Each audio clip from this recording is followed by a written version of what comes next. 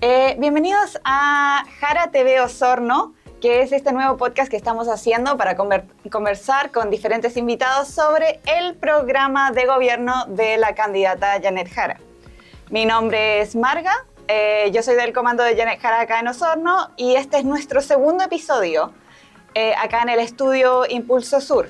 Para ver el primer episodio, revisen nuestro canal y la descripción del video y suscríbanse al canal también porque van a ver más. Hoy día estamos aquí con Roberto Canales, o también conocido como Profe Canales. Bienvenido. Roberto es experto en tecnología e innovación educativa. Él además es historiador, es profesor en la Universidad de los Lagos, donde ha tenido diversos cargos, entre ellos entiendo que has estado en el Consejo Superior de la Universidad de los Lagos. Correcto. Y también el profesor Canales tiene un reconocido recorrido en áreas de formación docente y en derechos humanos. Correcto. Perdón si esto es muy resumido. No. Me mandaron el currículum y había bastantes puntos, entonces no sé si se me pasa algo importante que usted quiera mencionar. No. En la universidad también ocupé el puesto de vicerrector de investigación y posgrado durante un periodo de 4 años. Lo tenía en mi lista, pero en algún momento ahí me parece importante ahí también recordar cosas que usted tiene una trayectoria muy larga y es por eso que hoy día lo tenemos aquí para hablar sobre el tema de educación. Además, una mención muy cortita, hoy día justo es el 16 de octubre, estamos grabando el 16 de octubre, que es el Día Nacional de las y los Profesores. Correcto. Así que permítame saludarlo y extenderle también un saludo a todos los docentes y las docentes del país. Este episodio va a salir el 17, pero el saludo queda y realmente siempre es un honor poder contar con usted y saber la labor que hacen por todos nosotros. Muchas gracias, Marga, por el saludo y también yo me adhiero al saludo de todas y todos los colegas que están a lo largo de todo el país, ¿no es cierto?, que celebramos este día tan importante. Es espectacular que lo tenemos justamente hoy día aquí para hablar sobre el tema del segundo podcast, que es educación. Educación es parte del eje 3 del programa. El programa de gobierno tiene 4 ejes. Y el eje 3 es un Estado que cumple, que es la sección que se enfoca en derechos sociales y que engloba muchas cosas. Y hoy día vamos a desmenuzar específicamente educación. Correcto. Así, usted es el experto, así que yo les tengo unas preguntas y ahí entre medio vamos conversando, pero yo sé que usted se sabe este tema bastante de pe a pa, así que estamos en buenas manos. Vamos a ver. No, estamos en buenas manos. La primera pregunta es si nos podría hablar sobre cuáles son los aspectos innovadores en materia de educación en las propuestas de este programa de gobierno. Correcto. Bueno, Marga, muchas gracias por la invitación para poder compartir algunas ideas del programa de la candidata Janet Jara en el ámbito de la educación. Yo me voy a hacer apoyar de algún apunte que hice también ahí a partir del estudio, de una estructura que vamos a como buen profe. Como mapa conceptual. Y yo creo que son 3 grandes los ejes dentro de educación, que si uno lee el programa hay medidas, son bastantes medidas. Sin embargo, me permitía hacer una suerte de agrupación de estas medidas. Vamos a encontrar medidas en una temática que es súper relevante, que es la transformación educativa. Otras medidas en temas de bienestar escolar. Entiéndase bienestar escolar desde salud mental, desde el apoyo, ¿no es cierto?, tanto a docentes, a asistentes de la educación. Y también hay un tercer eje, que es el eje del financiamiento, infraestructura, que yo creo que son claves. Otra cosa que me llama la atención desde el punto de vista transversal, que si bien es cierto, hay que fortalecer la educación pública en todos sus niveles, el programa también apunta a los establecimientos particulares subvencionados. Y me parece relevante porque son hoy día 2 realidades que conviven y una tercera, que los particulares, que no deben sobrepasar el 10% de los colegios en el país. Pero casi, diría yo, el 60% son particulares subvencionados. Y lo público ya es menos de la mitad que tenemos a nivel nacional, que ha sido fundamentalmente por las políticas de la economía social de mercado que se ha instalado, que de alguna manera es ir debilitando lo público. Sí, yo igual entiendo que eso también responde, o o demuestra también una capacidad de diálogo que tuvo que haber en este programa, porque este programa no es el programa de solamente una candidata, es el programa de una coalición. Correcto. De muchos partidos. Y eso vale la pena recordarlo, que responde a también los ejes que cada uno de los partidos de esta coalición trae. Correcto. Entonces, por eso es un programa tan amplio, que también incluye medidas muy específicas y o sea, yo lo he leído y me parece muy completo. Correcto. Y lo interesante es que evidentemente está representado todo un centro izquierda del país y se ve claramente en las propuestas, en el despliegue de estas propuestas. Así que, como usted muy bien lo señalaba, es una candidata transversal, son más de 9 partidos políticos que están detrás de esta candidatura y muchos movimientos sociales, ¿no es cierto?, de personas que no tenemos militancia, pero sí hay una sensibilidad fuerte por todo lo que es derechos sociales, derechos humanos, que agrupan a esta candidatura. Ya, entonces, vamos a esos aspectos innovadores. Claro. Mira, por ejemplo, una de las cuestiones que a mí me llamó la atención y que se pone en primer lugar, que es el tema de la salud mental de nuestra población escolar. No solamente de los estudiantes, de la y los estudiantes, sino que también de los profesores y profesoras. Entonces, en el programa se plantea derechamente potenciar con equipos multidisciplinarios la atención de salud mental. Post pandemia, nosotros vimos reflejado en diferentes establecimientos, una vez que se recupera la normalidad, entre comillas, los diferentes conflictos, las tensiones que habían en los diferentes establecimientos educacionales entre estudiantes y profesores, entre profesores y apoderados, ¿ya? Entonces, de un momento a otro, estábamos muy concentrados en poder recuperar los contenidos, en recuperar las materias que no se habían visto en tiempos de pandemia en profundidad, pero a corto tiempo nos dimos cuenta que lo más importante era la salud de las personas, y en ese sentido la salud mental. Por tanto, hubo que desplegar diferentes estrategias, formas y estilos de cómo llegar a todos y todas. Y en ese sentido, el programa de Janet Jara plantea ya derechamente el tema de la salud mental. Lo mismo con una política de entornos educativos seguros. ¿Qué significa entorno educativo seguro? Hoy día nosotros tenemos que, por todos los medios y de todas las formas, combatir, ¿no es cierto?, el crimen organizado, combatir el narcotráfico, combatir la violencia que hay hoy día fuertemente en nuestro país. Y tenemos que partir por la propia educación. La garantía que está entregando este programa, que todo estudiante que vaya, ¿no es cierto?, regularmente al establecimiento educacional, una vez que él termine su jornada, tenga un entorno seguro para volver a casa. Claro, no es solamente el colegio en sí o la escuela en sí, sino es la ruta a la casa. Los perímetros, sí. Mejores espacios públicos, el tema de la iluminaria, la coordinación con Carabineros de Chile o la Policía de Investigaciones, mucha formación, capacitación, etc. Es decir, se le ha denominado esa medida política de entornos educativos seguros, de tal manera que no descuidemos ningún área. Hay un tercer elemento distintivo que usted me dice, bueno, ¿qué es lo innovador que diría este programa? Yo trabajo en una línea que se llama EPJA, que es la enseñanza de jóvenes y adultos, es la educación de jóvenes y adultos. Y hay un dato, que es un dato muy, muy fuerte. Nosotros somos aproximadamente 18 millones de habitantes. Somos 18 millones de habitantes aproximadamente, un poco más, ¿no es cierto?, según el último censo. En este largo país. En este largo país, 18 millones. Pero fíjese usted, Marga, que más de 5 millones de habitantes, según la última encuesta CACEN del año 2022, 4 millones 7 aproximadamente, casi 5 millones de habitantes no han terminado su cuarto medio en nuestro país. 5 millones de habitantes. De ese, muchos no han terminado su enseñanza básica. Entonces, es una realidad que tenemos. Entonces, la línea de trabajo que nosotros desarrollamos hace un tiempo es todo el área de tercera jornada, hacer docencia en contextos de encierro, ¿no es cierto?, aquellos que tienen que terminar su enseñanza, tanto jóvenes como adultos. Y fíjense que la candidata pone un punto que es muy importante que se llama escuelas comunitarias abiertas. ¿De qué se trata eso? Explíquemelo porque lo vi y no me quedó tan claro.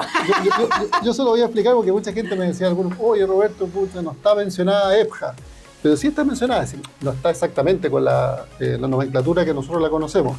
Pero la medida dice, 100 comunas del país se van a transformar sus escuelas en centros de desarrollo comunitario. Eso significa que después de las 5 de la tarde, de las 6 de la tarde, estos centros comunitarios en todo el país se van a abrir a la comunidad. para hacer arte, para hacer ciencia, para hacer actividades, ¿no es cierto?, de tipo deportiva, pero también actividades formativas para las personas adultas, especialmente de alfabetización para las personas adultas mayores también. Y eso me parece fenomenal. Eso significa que estamos pensando el país desde otra perspectiva, de la perspectiva de cómo crecemos todos y todas, desde la perspectiva de las comunidades de aprendizaje. Así que eso no sé si se entiende el concepto de comunidad abierta, que no solamente se preocupen del lado de los estudiantes en la jornada, ¿no es cierto?, de día, sino que en las tardes se abran los colegios para la comunidad, para la junta de vecinos, para el entorno, para la población, para el territorio. Y también para que sea un espacio, entiendo, un espacio del que se siente de la comunidad, Por completamente. O sea, me parece súper interesante como lo plantea, y esos 3 ejes, el tema de la salud mental, que obviamente lo sufrimos todo durante la pandemia, pero hubo gente también bastante chiquitita, estudiantes muy jóvenes que se perdieron esos pedazos de socialización y después los años después fueron bastante duros. Es complejo, claro. El tema de los espacios seguros y la educación transversal, o sea, el derecho de que incluso, o sea, todos tenemos derecho a la educación. Claro. No importa nuestra edad. Por supuesto. Y para cerrar esa primera parte de innovación, los otros puntos, porque ya después voy a ver otras medidas, equipos especializados de convivencia al interior de los colegios, educación sexual integral y afectiva, ¿no es cierto?, dependiendo de la edad de los niños y las niñas, se tiene que trabajar ese tema. El fortalecimiento de la educación especial. Y también, plantear centros territoriales de apoyo a la inclusión. Y el tema de la inclusión es clave porque hoy día ya los niños que tienen dificultades de aprendizaje, ¿no es cierto?, o capacidades diferentes, no se les aísla como en otras épocas, ¿no es cierto?, en nuestro país, sino que hoy día se tienen que integrar a esta sociedad. Así que en ese sentido yo diría que todo lo que dice relación con salud mental, inclusión y entorno seguro es muy, muy destacable en el programa. Muchísimas gracias por una respuesta súper completa a esa pregunta. Vamos a la segunda, que es... se refiere a acá, en la zona donde estamos, en regiones, estamos hablando desde el sur. ¿Cómo algunas de estas medidas potencian o fomentan las soluciones a esos desafíos del sistema educativo que son específicos para los contextos regionales? O cómo algunas medidas responden también a las necesidades de los contextos regionales. Si usted nos pudiera explicar un poquito. Correcto. ¿Eso? Mira, yo creo que este programa en el ámbito de educación viene a apoyar fuertemente la educación pública y también de alguna medida apoyar también a lo particular subvencionado. Hoy día Osorno está viviendo problemas de matrícula en nuestros establecimientos educacionales. Hubo todo un conflicto con el actual alcalde, ¿no es cierto?, que la posibilidad de cierre de algunos colegios, de fusión de algunos establecimientos educacionales. Y claro, eso genera toda una suerte de problemática desde el punto de vista laboral, de la estabilidad laboral de los profesores, profesoras y también de espacios de nuestros estudiantes. Entonces, en ese sentido, la puesta en escena de este programa viene a apoyar en equipamiento para todas aquellas zonas más rezagadas. Yo diría que la provincia de Osorno, en particular la 10ª región, son regiones en las cuales necesita más apoyo, ¿no es cierto?, del gobierno central. Y bueno, hay compromisos específicos, como por ejemplo apuntar a este cierre de las brechas de desigualdad desde el punto de vista infraestructural, yo creo que es clave. En ese sentido, como Estado y como municipio que hoy día administra la educación, pero va a pasar prontamente a los SLEP, creo que no solo debemos apoyar a los establecimientos con infraestructura, con recursos, con mayor capital humano en materia de profesores o docentes, asistentes de la educación, sino que también hacernos cargo de un modelo educativo distinto que quizás puedan ofrecer otro tipo de formaciones, llámese las laicas, ¿no es cierto? Y en ese sentido tiene que haber una fuerte difusión, apuntalar fuertemente el tema del deporte, ¿no es cierto?, de los establecimientos educacionales, abrir los colegios para que la comunidad se integre, mejorar desde el punto de vista del currículum, que sea mucho más transversal.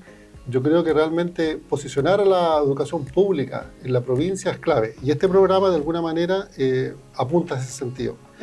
La región, por ejemplo, se va a ver beneficiada porque se van a escoger más de 1000 establecimientos educacionales, entre liceos, jardines infantiles, para entregar mayores condiciones de todo índole, infraestructurales, de materiales, de docentes, y de apoyo y de guía, de profesionalizar, por ejemplo, el rol directivo.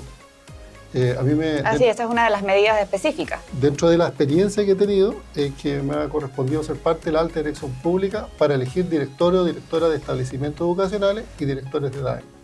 Pero claro, ¿cuál es el problema? Que los directores se eligen por 4 años con un proyecto de desarrollo para ese establecimiento y una vez que termine ese periodo, si son evaluados positivos o negativos, ellos igual tienen que abandonar el cargo y volver a postular. No hay una continuidad.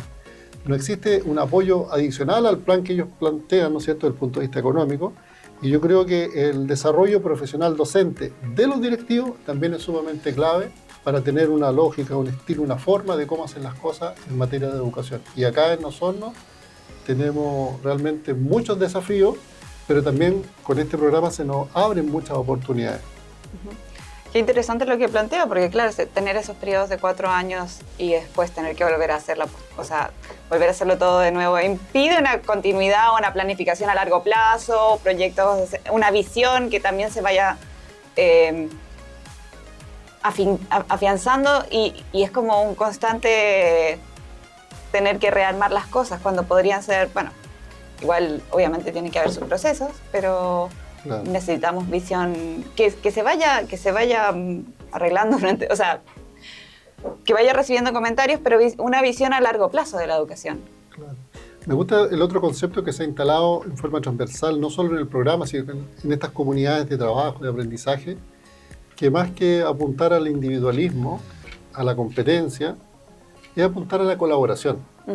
Hoy día nosotros en las universidades tenemos que luchar por ir detrás de fondos públicos que son concursables. Son muy poquitos, pero son muchas las personas y las instituciones que postulan.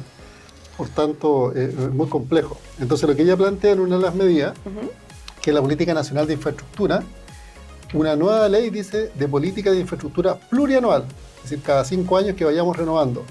Pero dice, se acabaron los fondos concursables de asignación anual y también, de alguna manera, terminamos con esa incertidumbre y que sean fondos basales. Yo creo que en lo público normalmente nos dicen, mira, el Estado es poco eficiente y todo lo demás, pero claro, durante tantos años, más de 40, 50 años, desde la reforma del año 80, se debilitó el Estado a tal punto que es poco lo que se puede hacer desde el punto de vista de lo público. Sin embargo, hoy día se le pide cuentas que tienen que rendir de la misma manera como que si tuvieran todos los fondos disponibles. Entonces, en este sentido, también hay un compromiso, ¿no es cierto?, de ya no solo postular estos concursos a nivel de infraestructura, a nivel de colegios de excelencia, sino que el Estado tiene que hacerse cargo con estos aportes permanentes, plurianuales, que siempre son a través de convenios de desempeño para que también al interior vayan teniendo estas metas para ir cumpliendo. También, claro, o sea, eso es dar certezas de que va a estar ahí el apoyo. Correcto. No de que tal vez, o sea, tal vez llega, tal vez no. Sí. Dígame, Mario.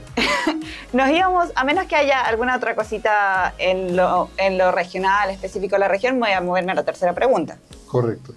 Que es específica, bueno, tal vez usted tiene una visión personal sobre ella, porque es una pregunta a los docentes, a usted, sobre qué medidas del programa pueden servir para potenciar la labor del cuerpo docente.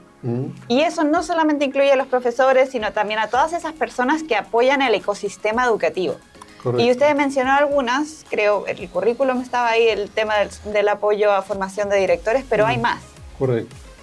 Mira, aprovecho esa pregunta, Marga, para señalar que uno de los puntos fuertes del programa de la candidata es el fortalecimiento de la educación infantil, la educación, ¿no es cierto?, parvularia, que en Chile se le denomina, a nivel internacional se le denomina en algunos países infantil. Y claro, ahí ella quiere tener una expansión planificada para que todos los niños y niñas puedan acceder a esta educación. Fíjate que los sistemas en general son bastante equilibrados desde el punto de vista del desarrollo de la creatividad hasta los 6, 7 años de los niños y las niñas. Los sistemas son relativamente, diría yo, igualitarios, equitativos.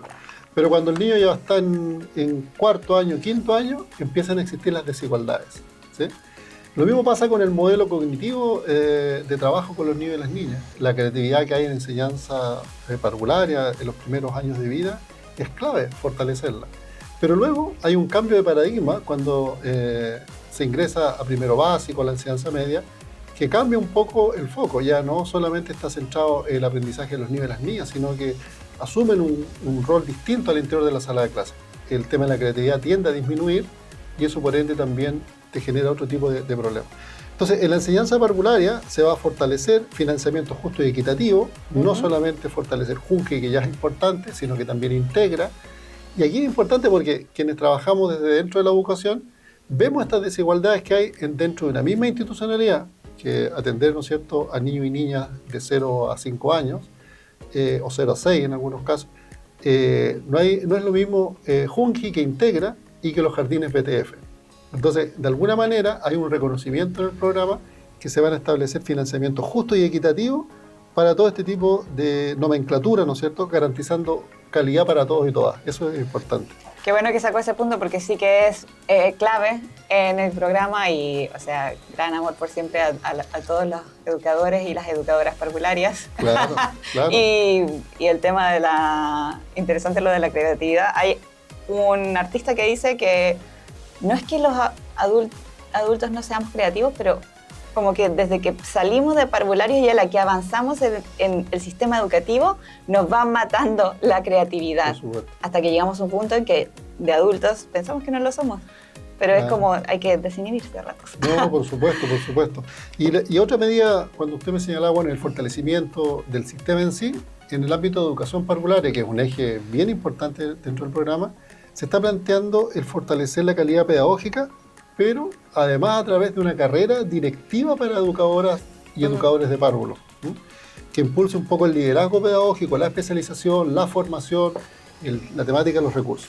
Y por otro lado, que es muy relevante, Marga, que es un tema transversal que Janet Jara, con todo un equipo de educación, que también nos ha correspondido a hacer aportes, ¿no es cierto?, a este programa, es que se quiere replantear un nuevo currículum, ¿ya? El currículum actual está más bien pensado en contenidos. El currículum actual está más bien pensado en toda una suerte de progreso curricular, ¿no es cierto? Y ahora se está pensando, además, en potenciar las habilidades para el siglo XXI.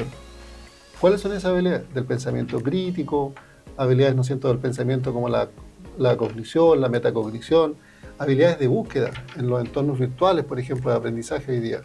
Entonces, que son habilidades del siglo XXI. La actualización curricular viene de la mano con todo este aparataje, ¿no es cierto?, de despliegue en los diferentes niveles. El financiamiento adecuado para los SLEP. Hoy día estamos transitando en la provincia de Osorno, que nos pueden escuchar, ¿no es cierto?, o a nivel nacional. Sabemos que los municipios tienen serios problemas para administrar la educación pública y esos problemas se traspasan finalmente al SLEP. El SLEP, como principio, es una muy buena iniciativa, pero si no tienen el financiamiento, altamente probable que tengan el mismo problema. Entonces, va a haber recursos suficientes para enfrentar esta crisis que es heredada de las administraciones municipales, pero heredada también de un modelo que se instaló en el año 1980, cuando se municipalizó la educación. Imagínense, estaba en manos del Ministerio de Educación y luego pasa a ser en manos de los propios municipios. Y ahí evidentemente que el tema no cuadra. El sistema de la admisión escolar, que ha sido también cuestionado, también se va a apuntalar ahí. Muchas gracias por... La carrera docente también, y es importante el apoyo a los asistentes de educación. Eso le iba a decir porque está aquí y es importante. Esa, y entiendo, bueno, si me puede explicar, esa medida y también la de la reducción drástica de la carga administrativa. Entiendo que ese es el nombre de la medida. Mira, hoy día un profesor frente a un curso, pensemos en un colegio público particular subvencionado, y también acontece en los privados, tiene presencialidad entre un 70 y un 80% dictando clases durante todo el día, entre un 70 y un 80. Lo ideal sería, los estándares europeos son 50 y 50. 50% dictando la clase y otro 50% preparando material, revisando pruebas, teniendo contacto con la familia a través de las reuniones de apoderado o a través de la atención, ¿no es cierto?, en diferentes instancias de reuniones pedagógicas. Entonces la idea es disminuir de alguna manera la presencialidad en el aula. Pero también, por otro lado, es fortalecer y reconocer la labor que hacen muchos asistentes de la educación, muchos profesionales. Hoy día en los establecimientos educacionales existen psicólogos, trabajadores sociales, ¿no es cierto? Asistentes que ayudan en las distintas asignaturas, todos los programas PIE, que son los programas de integración escolar, con educadoras diferenciales. Por tanto, ellos deben tener un reconocimiento. Las y los educadores diferenciales son parte del sistema educativo docente, así que ellos están reconocidos por sus labores desde el punto de vista financiero y todo lo demás.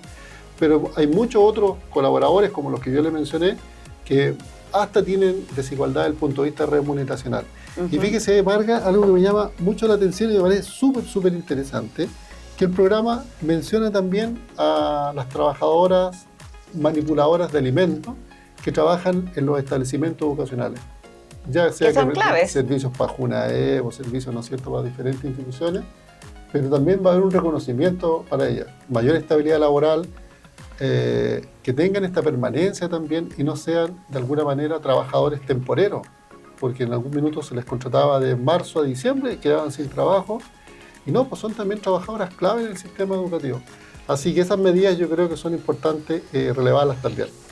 Qué bueno, porque eso también responde a ver la escuela, esos espacios educativos como un ecosistema que no son solamente los profes, sino que también hay otras personas que apoyan y que hacen que toda esta labor docente y todo ese proceso educativo de nuestras niñeces y gentes en diferentes periodos de su vida pueda tener lugar. Y es bueno reconocerlos a todos. Correcto. Bueno, no sé si después de esas 3 preguntas hay alguna otra medida o área que quiera mencionar, que no se haya mencionado todavía y que le parezca importante. ¿Algún otro comentario que tenga para los oyentes del podcast? Mira, Marga, hay una medida, un área que no hemos desarrollado, porque igual el ejercicio que tenemos que hacer en no más allá de 15 minutos, hablar de todo el programa es muy complejo. Pero no hemos hablado nada de educación superior. Usted no me ha dicho nada de universidades, de centros de formación técnica, ni mucho menos, pero es lo que yo quiero de alguna manera plantearle. ¿Ah? Por ejemplo, hay una suerte de apoyo al incentivo a la matrícula pública regional. Hoy ya tenemos serios problemas nosotros a nivel regional para poder matricular estudiantes. Y por el modelo de financiamiento que tienen nuestras universidades, yo hoy día me desempeño laboralmente en una universidad pública, pero es pública entre comillas, porque del presupuesto de la universidad, no más allá del 7% es de financiamiento público. Y el resto tiene que ser a partir de proyectos o a partir de las matrículas que uno genera, ¿no es cierto?, fundamentalmente en la provincia. Ahora, han existido diferentes programas de apoyo a través de proyectos de desarrollo institucional, etcétera, que existen en algún minuto, pero siempre son proyectos y siempre son competitivos. Entonces, en ese sentido, lo que plantea el programa de la candidatura en educación superior es plantear programas también plurianuales, similar a lo de básica y media, ¿no es cierto?, y también de educación parvularia. Sobre todo para universidades públicas regionales y centros de formación técnicos estatales. Por ejemplo, hay una medida que se llama Estudia Tranquilo, que es la extensión de la beca BAES, ¿ya?, donde dice que para todos los estudiantes de educación superior de hogares con ingresos inferiores a 750.000 pesos, más o menos se van a ver beneficiados más de 50.000 estudiantes. Hay un tema que cuando vino la candidata presidencial a Osorno, hubo un grupo importante de estudiantes, me acuerdo, universitarios, que les mostraba que no tenían espacios para hacer sus prácticas profesionales en el ámbito de la salud. Fíjese usted que la candidata en ese recorrido que hizo durante todo Chile también escuchó. Y esa escucha implica que el programa definitivo que tenía que de alguna manera mostrarle a toda la comunidad recibió aporte de todo Chile. Y aquí viene una medida especial, dice, prácticas profesionales dignas, un marco regulatorio, ¿no es cierto?, que reconozca a los practicantes jóvenes trabajadores y estas protecciones contra el acoso sexual, maltrato laboral, plantea la ley Carín también para estas prácticas laborales y sobre todo avanzar en convenios de lo público, por ejemplo, con instituciones de salud pública. Yo tuve la suerte, Marga, de estudiar mi doctorado en la Autónoma de Barcelona, en España, durante 4 años. Ya hablaremos de Barcelona en algún momento. Y en la universidad, al interior de la universidad, fíjese usted que estaba todo un centro de meteorología integrado a la universidad. Temas de servicios sociales, el director de la orquesta del Palacio de la Música en Barcelona era el profesor de las carreras de educación en el ámbito de la música. Hay una relación tan estrecha con el mundo público y su propia universidad. Entonces yo creo que de alguna manera nuevamente rescatamos esa idea de que hoy día vamos abandonando un poco el individualismo, y tenemos que avanzar hacia la colaboración, al trabajo colaborativo. Claro, y eso es clave cuando vemos la educación no como no es un bien de consumo, no es algo que sea para una persona y para el avance de esa persona. La educación es un derecho y es algo que realmente potencia a toda la comunidad. Porque esto se conecta también con, la semana pasada estuvimos hablando de economía y también de las medidas económicas para la región, y se conecta mucho también con toda esta idea de poder también retener el talento regional, de que hayan oportunidades aquí en la región, de que podamos innovar en industrias para constantemente mantenernos al día con los nuevos desafíos que trae el futuro, pero seguir formándonos y seguir creciendo como región. La educación es para todos y nos sirve a todos, claro, a todas y todos. Sí, no, es un bien público. No, por supuesto, es un bien público y una de las pocas herramientas que tenemos y en general tiene la comunidad para establecer la movilidad social. Yo creo que es la herramienta que nuestros padres, nuestro entorno, los cuidadores, les podemos dejar a nuestros hijos o a quienes tenemos a cargo. Porque lo material sabemos que llega y se va, pero el tema de la educación es clave de alguna manera para hacer avanzar nuestro país. Pero ese avance tiene que ser con mucho crecimiento, pero también tiene que ser con niveles de desarrollo para abordar estos temas de desigualdad. Así que a nivel de educación superior hay muchas otras medidas que no nos da el tiempo para abordarlas. Por ejemplo, articular la educación técnico-profesional con la educación superior, la inclusión efectiva de personas con TEA, ¿ya? Que también es importante. Esto se le denomina el trastorno específico autista en la educación superior, para garantizar esta igualdad de oportunidades. Y también plantea el tema de las trayectorias educativas flexibles, que ya se ha venido discutiendo hace varios años, pero es importante que de alguna manera las carreras, cuando el estudiante ingresa a la universidad, pueda hacer su pregrado, pero también podemos darle la continuidad a especializarse, si quiere, en el ámbito de la maestría, ¿no es cierto?, por especialidad. A lo mejor en el último año de su carrera, con un año más, puede tener la maestría, ya lo tienen algunas universidades, y también generar centros del pensamiento a nivel del doctorado y fortalecer evidentemente el área técnica, porque no todo el mundo necesita estar hoy día en la universidad para carreras profesionales. De alguna manera, fíjese, hay mucha gente que dice el Estado no tiene que incorporarse mucho en la toma de decisiones y tiene que ser el mercado el que regule. Bueno, yo le voy a hacer una infidencia, que si nosotros no regulamos, por ejemplo, la formación de psicólogos y psicólogas en la 10ª región del país, hoy día existen 5 o 6 casas de estudio que están formando psicólogos en Osorno, en Puerto Montt y en Chiloé. Cada una de ellas ingresa más de 100 estudiantes en forma regular. Imagínense usted, estamos titulando 400, 500 psicólogos al año. Es una cuestión de salud, además. Pero ¿cuánto no de consumo, de salud. ¿Cuántos colegas psicólogos vamos a tener en la 10ª región? Y si el Estado no regula los ingresos, ¿no es cierto?, y aseguramos empleabilidad.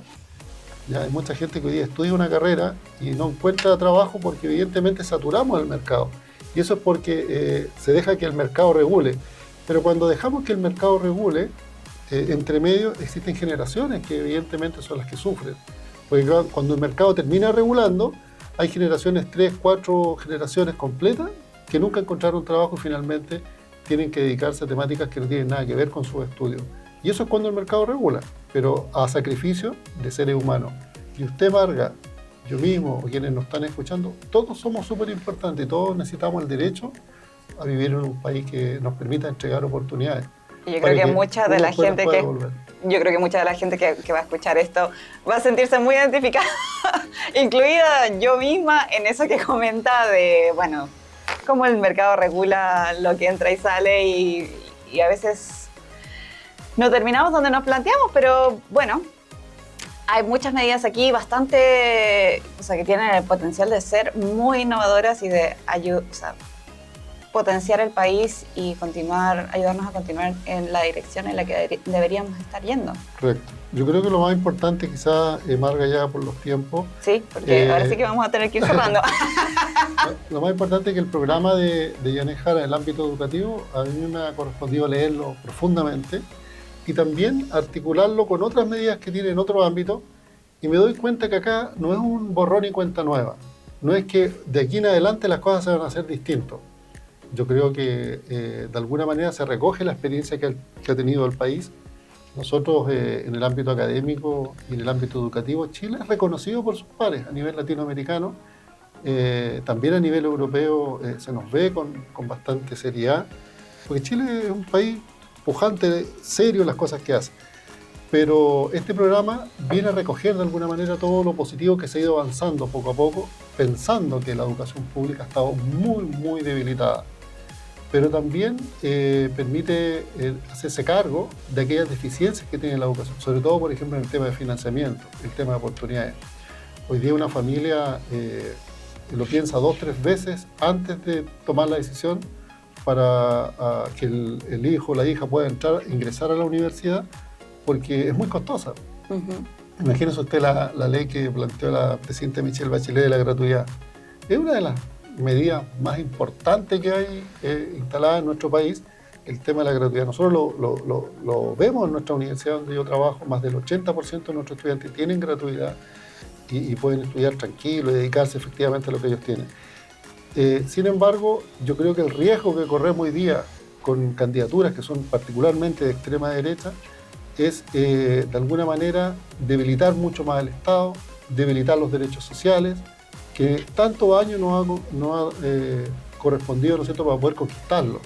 Y eso yo creo que está en peligro. Por eso cuando usted me invita a hablar del programa, que es un programa visionario, progresista, pero que viene a fortalecer sobre todo los derechos sociales. Y en ese sentido yo creo que invito a todo el mundo a leer, y si hubiera comentarios, consultas, yo feliz de poder discutir, conversar y dialogar, porque claro, el programa igual es técnico en muchos aspectos, pero uno puede explicar, ¿no es cierto?, en términos generales, cómo estas medidas se van a ir implementando con los presupuestos que tenemos como país. Y para eso estamos haciendo estos episodios, de poder abarcar algunas de estas medidas, porque a veces igual se siente un poco imponente agarrar un programa y entenderlo con tantas medidas, en tantas áreas, pero le agradezco muchísimo el tiempo que ha tenido para explicarnos cuáles son las medidas en el área educativa de este eje, el eje 3, que el eje 3 es uno de los ejes más grandes dentro del programa. Se llama Un Estado que le cumple a las personas y cubre muchos derechos sociales, incluye también otros temas como salud, vivienda, cultura y deporte.